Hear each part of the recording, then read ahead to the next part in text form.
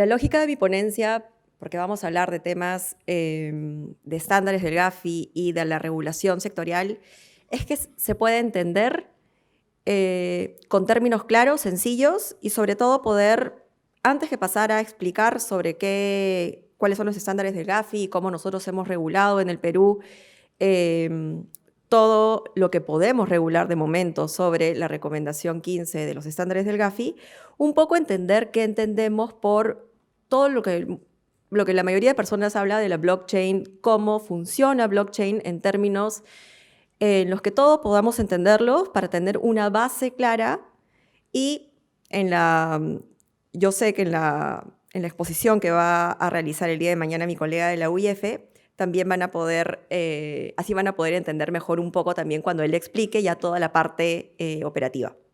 Entonces, imaginémonos que todos tenemos un cuaderno gigante al que todos podamos acceder, todos podemos mirar todas las operaciones que ahí se registran y que nadie pueda borrarlo ni alterarlo. Entonces, cada vez que hace una transacción, cada vez que alguien realiza una transacción con activos virtuales, esto se hace público. ¿Y cómo es que yo anoto esto en este cuaderno?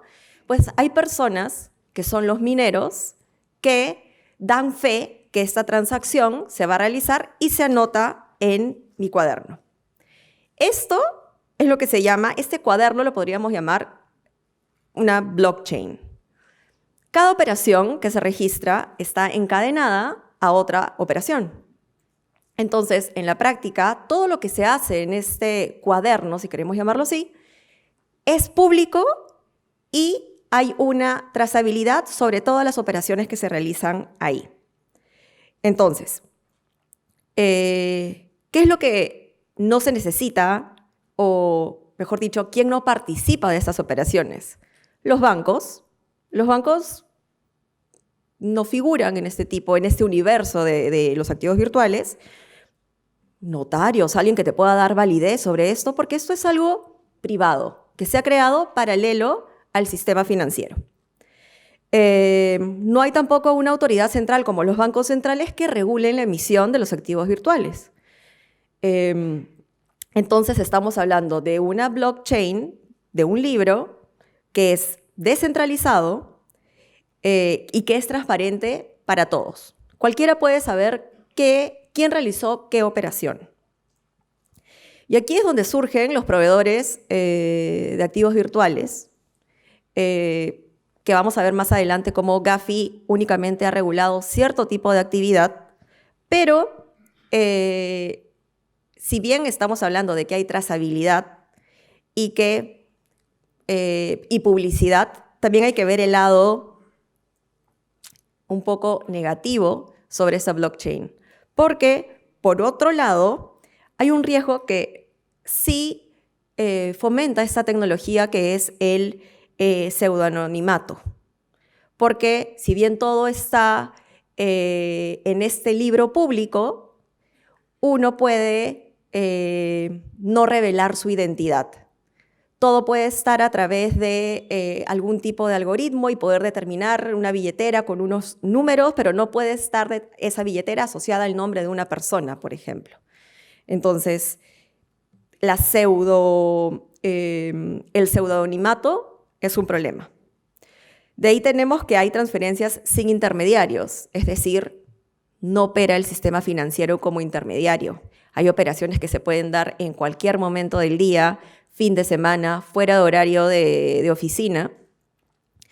Hay uso de servicios, hay tipos de proveedores de servicios de activos virtuales, no necesariamente que brinden un servicio ilegal, pero que sí realizan su función de ser es que se pierda la trazabilidad. O sea, eso se llama los mixers. Cuando uno transfiere un activo virtual a estos mixers, ellos mezclan para que las personas o las autoridades que investigan no puedan saber de dónde viene ese flujo o de dónde viene esa transacción, si es que viene del mercado negro, si es un flujo, son fondos lícitos, ilícitos. Entonces, su razón de ser es darle oscuridad un poco al origen de estas transacciones.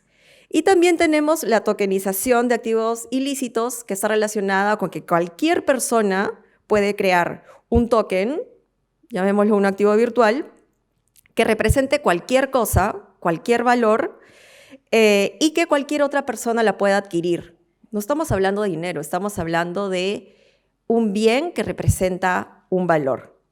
Entonces de ahí es que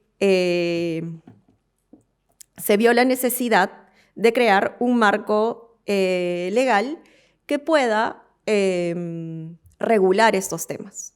Hay que recordar que, por ejemplo, el Bitcoin, el informe, el primer paper que salió publicado sobre el Bitcoin, salió en el año 2008. No se sabe quién es su autor, pero a raíz de la publicación de este informe, es que empezó ya esta red descentralizada a poder negociar con Bitcoins. Y ahí es donde ya muchas autoridades se dieron cuenta de la necesidad de poder regular en diversos aspectos a los activos virtuales. El enfoque de esta ponencia es respecto a la prevención de lavado de activos para los activos virtuales y los proveedores de activos virtuales. Y por eso es que la presentación está dividida en dos partes. Primero, los estándares internacionales del Gafi respecto de los proveedores de servicios de activos virtuales, que vamos a llamarlos PESAF, y el marco normativo nacional, que es lo que nosotros tenemos. Comenzando con los estándares internacionales del Gafi, bueno, nosotros como país nos regimos por esos estándares internacionales y esos principios en la lucha contra el lavado de activos, el financiamiento del terrorismo y también el financiamiento de proliferación de armas de destrucción masiva.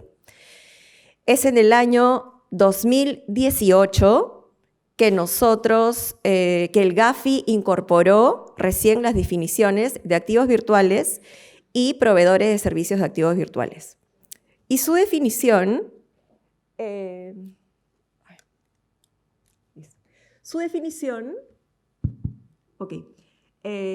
activos virtuales básicamente es una representación digital de valor que se puede comercializar o transferir digitalmente y se puede utilizar para pagos o inversiones. Y lo importante es que no incluye representaciones digitales de moneda fiat, valores y otros activos financieros, que ya estén incluidas en otras recomendaciones del Gafi. Es decir, el Gafi, si ya está regulado en alguna recomendación del Gafi, guíate por la recomendación del Gafi. Todo lo que no tenga que ver con las recomendaciones del Gafi y que incluye un activo virtual merece ser regulado como activo virtual. Y de ahí el Gafi te da la definición de qué es un proveedor de servicios de activos virtual. Y es cualquier persona natural o jurídica que como negocio realiza una o más de las siguientes actividades o operaciones para o en nombre de esta persona natural o jurídica. Intercambio entre activos virtuales y moneda fiat. Tú me entregas algún tipo de activo virtual y yo te doy soles, dólares, euros.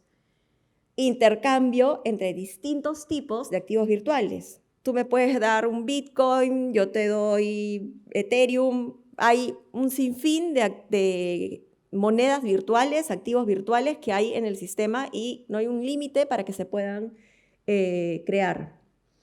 La transferencia de activos virtuales. Así como yo tengo en mi billetera activos virtuales, también los puedo transferir.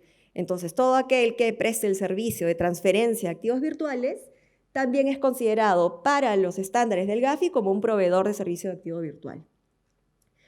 También el que realiza custodia y o administración de activos virtuales o instrumentos que permitan el control sobre activos virtuales. Eso es muy fácil. Esto es aquel, por ejemplo, que te permite almacenar o tener una billetera virtual como servicio. Yo te doy como PESAF la facilidad de que tú tengas en mi empresa una billetera, yo te lo administro, yo te lo custodio. Y bueno, la participación y provisión de servicios financieros relacionados con la oferta de un emisor y o venta de un activo virtual. Ese es el caso donde, como ya mencioné, la tokenización, yo quiero, por ejemplo,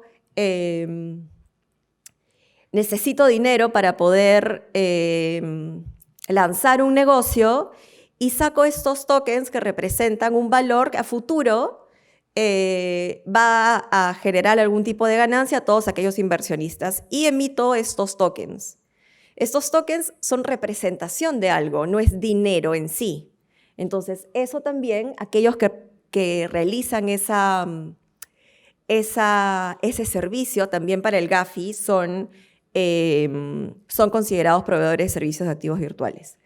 Ahora, nótense que estos cambios fueron realizados en el año 2018 y particularmente estos cambios se dieron posteriormente en la nota interpretativa de la recomendación 15. Nosotros en el año 2018 pasamos como país la evaluación mutua en cuarta ronda. Y la recomendación 15 tiene que ver con nuevas tecnologías. En su momento, nosotros pasamos con la nota de cumplida, la recomendación 15, porque está pensada para los bancos cuando quieren sacar algún producto nuevo y toda la evaluación de riesgos que los bancos tienen que realizar en torno a este producto que van a sacar al mercado. Pero ahora lo que ha hecho el Gafi es, en esta recomendación 15, que está pensada para las empresas del sistema financiero, incluir a los activos virtuales y requerirles que para gestionar y mitigar los riesgos que surjan de los activos virtuales, los países deben garantizar que los PESAF estén regulados para propósitos a la CFT, o sea, contra el financiamiento del terrorismo y antilavado de activos, y tengan licencia o registros y estén sujetos a sistemas de monitoreo efectivo y asegurar el cumplimiento de las medidas relevantes requeridas en las recomendaciones del Gafi. Entonces, como pueden ver, lo que te está diciendo Gafi a los países es que sean supervisados en materia de lavado de activos y de financiamiento del terrorismo, que estén monitoreadas, que estén reguladas, y más adelante vamos a ver el tema del registro y licencia, que eso es un tema que como país todavía nosotros nos falta una norma que nos habilite a poder tener este registro. Entonces, esta nota interpretativa que entró en el año 2019 en vigor ya establecía esta definición de activos virtuales que yo les había comentado, esta prevención que tienen que tener los sujetos obligados con un enfoque basado en riesgos en materia de lavado de activos, financiamiento del terrorismo y financiamiento de la proliferación de armas de destrucción masiva. Nuevamente, los proveedores de servicios de activos virtuales en todos los países tienen que estar o licenciados o registrados. Eso significa que el dueño o los accionistas que están detrás o los beneficiarios finales que están detrás de los proveedores de servicios de activos virtuales tienen que pasar por un régimen para poder determinar si es que hay o no algún criminal que esté atrás y que sea propietario de estas empresas. Tienen que estar sujetos a supervisión en temas de lavado de activos, tienen que haber normativa de medidas preventivas como ciertos umbrales, debida de diligencia en el conocimiento del cliente, y obviamente por la naturaleza de este tipo de actividades y por la naturaleza propia de los activos virtuales, es que necesitamos cooperación internacional. Abril del 2025, el Gafi ya viene evaluando 138 jurisdicciones. O sea, del 2018, que cambió las definiciones en adelante, ya podemos tener esta estadística. Y es importante que vean, por ejemplo, nosotros teníamos cumplida la recomendación 15, pero ahora que vamos a pasar una nueva evaluación mutua que está planeada para el año 2029, nosotros tendríamos que apuntar a cumplida, mayoritariamente cumplida, pero como pueden ver, el 70% de los resultados del cumplimiento de la recomendación 15 se centran en no cumplido o parcialmente cumplido.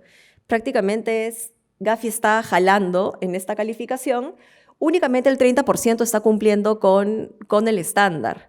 Y eso es por la dificultad de poder regular hasta el momento este tipo de negocios y los activos virtuales. Y yo personalmente creo que Gafi todavía le falta regular o incorporar dentro del estándar una serie de supuestos que el estándar mismo no comprende, como por ejemplo estos mixers que yo mencioné están como de riesgo. Hay papers que mencionan el riesgo de estas empresas, pero puntualmente la nota interpretativa no los aborda. ¿Qué pasa con las operaciones que son peer-to-peer, que es directamente de una persona a otra? Entonces yo creo que con el transcurso de los años, esta recomendación va a ir variando, pero va a ser interesante cómo ahora que ya está comenzando la quinta ronda de evaluaciones mutuas al nivel de Gafi y de Gafilat también, a nivel de Latinoamérica, cómo es que se va a ir evaluando el cumplimiento de la recomendación 15 para todos los países. Y ahora ya aterrizando en el marco normativo sobre los PESAF, nosotros, la Unidad de Inteligencia Financiera, en el año 2021, y siguiendo los estándares del Gafi, elaboramos un informe sectorial sobre los activos virtuales y los proveedores de servicios de activos virtuales en el Perú. Eso es un requisito para poder entender los riesgos que como país afrontamos y a partir de ello poder elaborar la regulación sectorial que necesitábamos en la materia. Esos hallazgos que, bueno, ya son del 2021, pero más o menos podríamos resaltar que en su momento nosotros éramos uno de los países que tenía un volumen muy importante en la región en términos de tamaño de mercado dentro de América del Sur con relación a los activos virtuales. Las transacciones eran muy, muy altas. No teníamos un marco regulatorio, no había regulación, no había supervisión. Habían casos de fraude, estafa, esquemas piramidales que muchas veces se da con el uso de activos virtuales. Y el tema de poder, se determinó que este tipo de negocio permiten transacciones, identificación u otras verificaciones realizadas que les había mencionado hace un momento. Entonces, ¿qué cosa hicimos a nivel de la SBS? Fue a finales del 2021, conforme a la normativa de la SBS, nosotros presentamos una propuesta al Ministerio de Justicia para poder incluir a los PESAF sobre la base del riesgo que ya habíamos determinado en este informe y que se incluyan como sujetos obligados a informar a la Unidad de Inteligencia Financiera.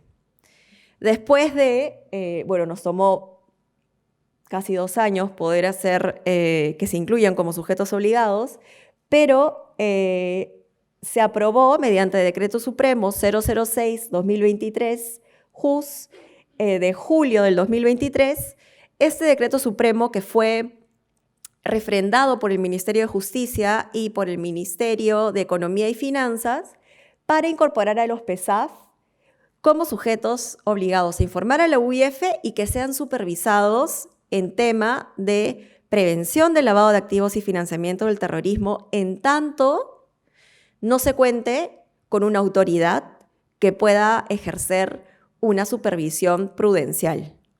Hoy por hoy, en el país, no contamos con una autoridad que pueda regular de manera integral a los proveedores de servicios de activos virtuales. Alguien que pueda ver el tema de protección de datos, el tema de ciberseguridad. Es como que cada entidad está tratando de ver la forma de cómo se regula. En su momento, el Banco Central de Reserva fue muy renuente a tocar este tema y sacó comunicados, primero haciendo la distinción entre la moneda de curso legal no es un activo virtual, y en eso estamos de acuerdo, pero también diciendo que la volatilidad de los activos virtuales generaba un riesgo y que por ese lado ellos no eran competentes tampoco por las funciones propias del Banco Central de Reserva para regular esos temas. También por un tema ya eso es una anécdota, es por un tema de,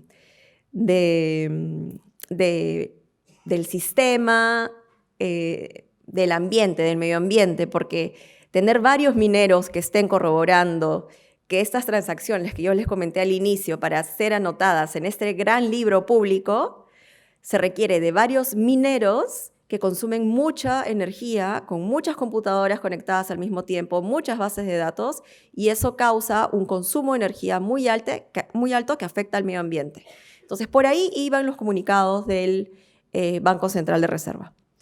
A su vez, la Superintendencia del Mercado de Valores también sacó un comunicado que decía que hay que tener cuidado con la alta volatilidad de estos activos, pero hasta el momento no hay ninguna autoridad como tal que se atribuya una supervisión integral de los activos virtuales. Solamente como unidad de inteligencia financiera nosotros lo supervisamos en temas de lavado de activos y de financiamiento del terrorismo y tenemos no me atrevería a decir registro, pero sí tenemos un listado de todos aquellos proveedores de servicios de activos virtuales que han presentado a la fecha sus oficiales de cumplimiento y que ya pasaron con todos los requisitos que tienen que tener los oficiales de cumplimiento. Más adelante les voy a dar la estadística sobre eso, pero no es un registro para que puedan operar como tal, que es lo que te requiere el estándar. Entonces, nuestras definiciones de la normativa sectorial, que salió publicada, en junio del 2023 se incorporaron como sujetos obligados. En agosto, el 1 de agosto del 2024, salió la normativa sectorial.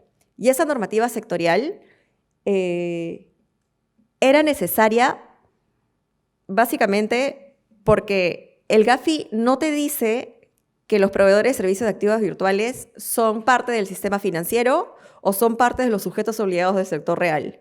Lo deja abierto para que cada país determine por dónde van las regulaciones. Es más, en algunos papers del Grupo de Acción Financiera Internacional te dicen, si tú ya tienes alguna regulación que podrías usar y ahí poder regular activos virtuales en cualquiera de los sistemas, sobre todo el sistema financiero, utiliza esa regulación para regular los activos virtuales. Nosotros como país optamos por que tengan una norma sectorial particular a ellos, pero sí entendemos por la naturaleza de las operaciones que realizan, que en algunos casos se asemejan mucho a las empresas del sistema financiero, y más adelante se lo voy a explicar por qué. Pero lo que sí quería comentarles es que en torno a la definición de activos virtuales nosotros lo trabajamos con el Banco Central de Reserva, porque ellos querían que quede muy claro que los activos virtuales no son moneda fiat o moneda de curso legal. Entonces, para nosotros, los activos virtuales son representaciones digitales de valor que se pueden comercializar, transferir digitalmente y pueden ser utilizadas como pagos o inversiones. No incluye representaciones digitales de moneda fiat o de valores emitidos por el Banco Central o la autoridad competente de la jurisdicción, así como otros valores o activos. Esto es importante porque a la fecha el Banco Central de Reserva está trabajando en un proyecto para emitir moneda digital. Pero esta moneda digital sí tiene un respaldo del Banco Central de Reserva. Entonces estamos hablando moneda de curso legal, pero digitalizada. No confundir con activos virtuales que simplemente son activos que están en una red descentralizada y que no dependen ninguna autoridad como un Banco Central de Reserva. De ahí, bueno, ustedes ya manejan la definición de moneda de curso, moneda fiat o de curso legal, que son los billetes y monedas y su representación digital, de ser el caso, que cumplen las funciones de medio de pago, reserva de valor y unidad de cuenta, y que son de aceptación obligatoria en cualquier transacción monetaria de conformidad con la ley. Se incluye esta definición cualquier modalidad de dinero digital del Banco Central. Eso lo pusimos también porque eso se trabajó en coordinación con el Banco Central de Reserva. Y lo que yo mencioné, hemos respetado el tema de custodia y administración y lo que nosotros entendíamos por custodia y administración, porque el GAFI te define activo virtual y proveedor de servicio de activos virtual y te da la lista, pero no te dice puntualmente qué se entiende por custodia y administración. Entonces pusimos que consiste en mantener un activo virtual o sus claves privadas para o en nombre de un cliente. El término administración se refiere a todo acto de gestión de activo virtual para o en nombre del cliente que implique, entre otros, supuestos de conservación, compraventa, inversión u otro acto de gestión, incluidos los de disposición. También nosotros tuvimos que definir qué cosa era una billetera de activos virtuales, que es un software que permite a los PSAF almacenar y gestionar los activos virtuales de sus clientes, administrando directamente las claves asociadas, y billeteras de activos virtuales autocustodiadas, porque se da el caso que hay billeteras que son autocustodiadas y que no interviene un PSAF, es decir, yo no contrato los servicios de un PSAF para que me administre la billetera, y eso tiene un riesgo en lavado de activos. Y es un hardware, un software que permite a los usuarios almacenar y gestionar sus activos virtuales sin depender de un intermediario, administrando directamente las claves asociadas a sus activos virtuales. Entonces, aquí viene lo interesante del alcance de la norma, porque comprende a los PSAF constituidos en el Perú y las sucursales de los PSAF extranjeros inscritos en el país. Y las operaciones son todas las que les mencioné en el estándar. No hemos dejado de lado ninguna de momento. No digo que a futuro, bajo un enfoque basado en riesgo y para futuros evaluaciones sectoriales, esto podría variar, pero de momento están comprendidas todas las que el estándar te piden que estén como actividades que realizan los proveedores de servicios de activos virtual. Y algo que sí es importante es que no regula la tecnología que subyace a los activos virtuales o actividades o operaciones de los PSAF, porque nosotros como unidad de inteligencia financiera no podemos entrar a regular la tecnología. Por eso es la necesidad de contar con un supervisor que pueda alcanzar y supervisar toda la actividad de los proveedores de servicios de activos virtuales de manera integral, que eso en el país todavía no lo tenemos. El sistema de prevención, ¿qué es lo que obliga o cuáles son las obligaciones que tienen los PSAF del país con relación al sistema de prevención? Pues como cualquier sujeto obligado, tienen que aplicar un enfoque basado en riesgo a sus operaciones en lavado de activos, financiamiento del terrorismo y financiamiento de proliferación de armas de destrucción masiva.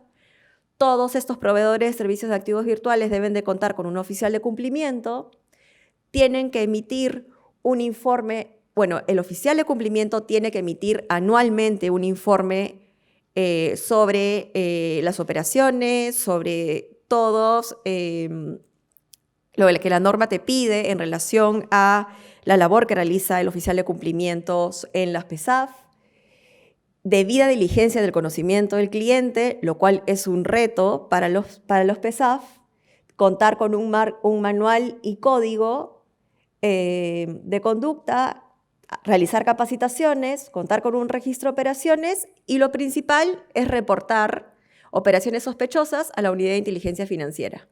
Si cualquiera de estos PSAF realiza detecta que se están realizando operaciones sospechosas, pues tienen la obligación de reportarlo a la unidad de inteligencia financiera. En un momento se dio, cuando se emitió la norma, en el 1 de agosto del 2023, un plazo de 120 días para que los PSAF puedan adecuarse. Este plazo ya, evidentemente, ya venció. Y el registro de operaciones que deben de mantener las PSAF es por cualquier monto cuando el medio de pago o retiro es en efectivo. Nosotros hemos detectado que cuando se realiza alguna operación con activos virtuales, y lo que se hace es, uno accede a un PESAF con efectivo o retira el efectivo, es donde es más riesgoso. Entonces, todas las operaciones donde involucra el efectivo tienen que estar en el registro de operaciones.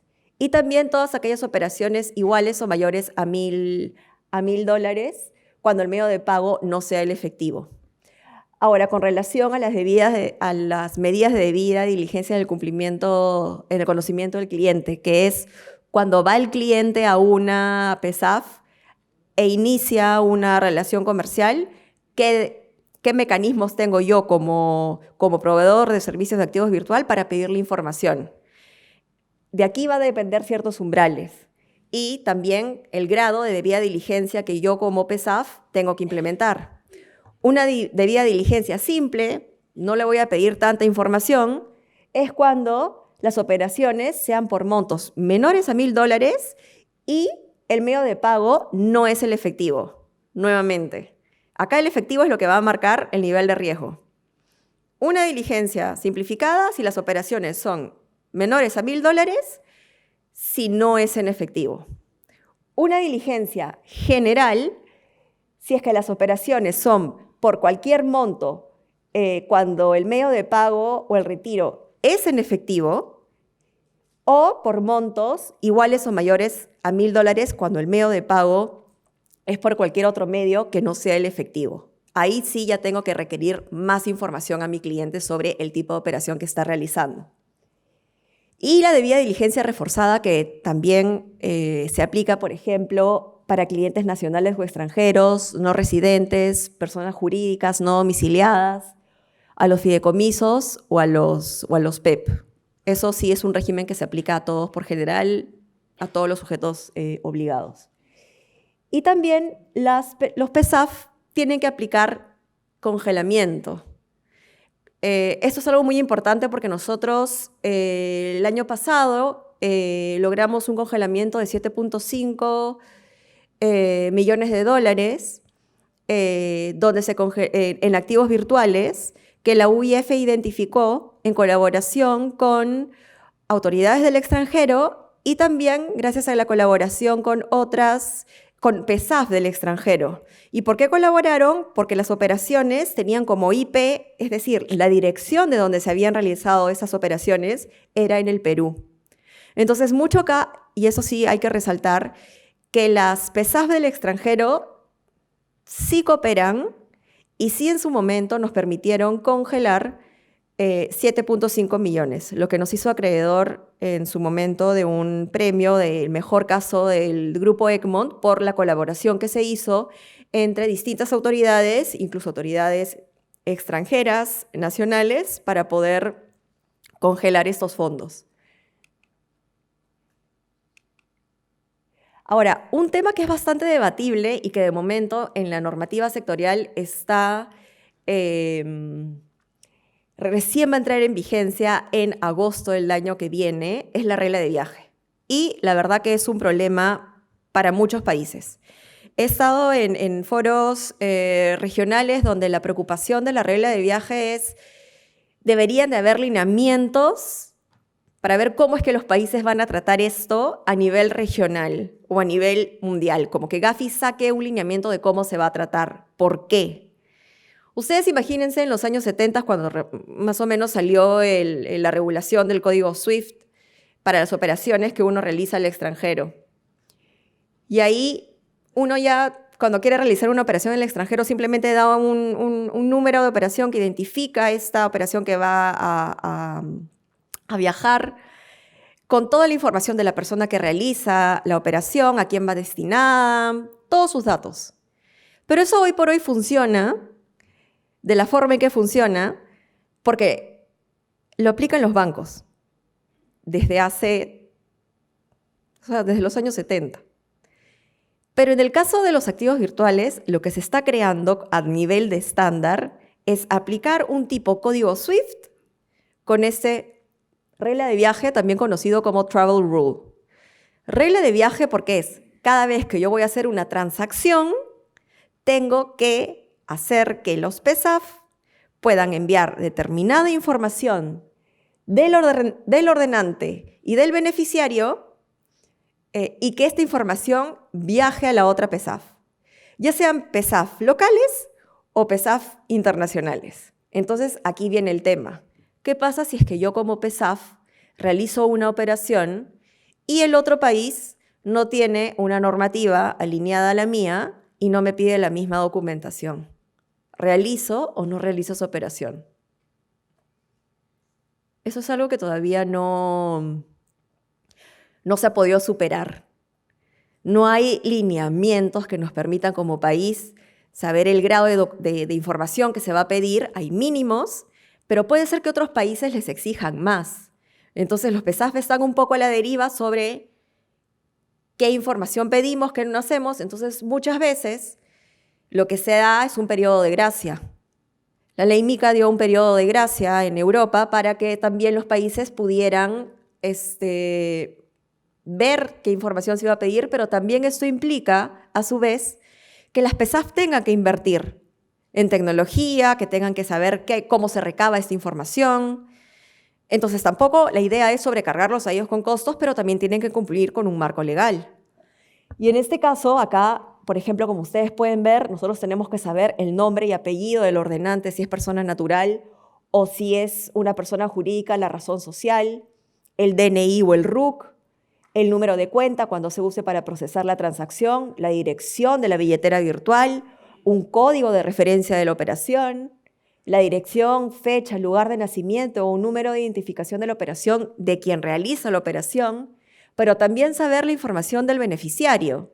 O sea, identificar al beneficiario con nombres y apellidos de su razón social y su número de cuenta cuando se use para procesar la transacción, y lo mismo, los datos de la billetera, si hay un código de referencia de la operación.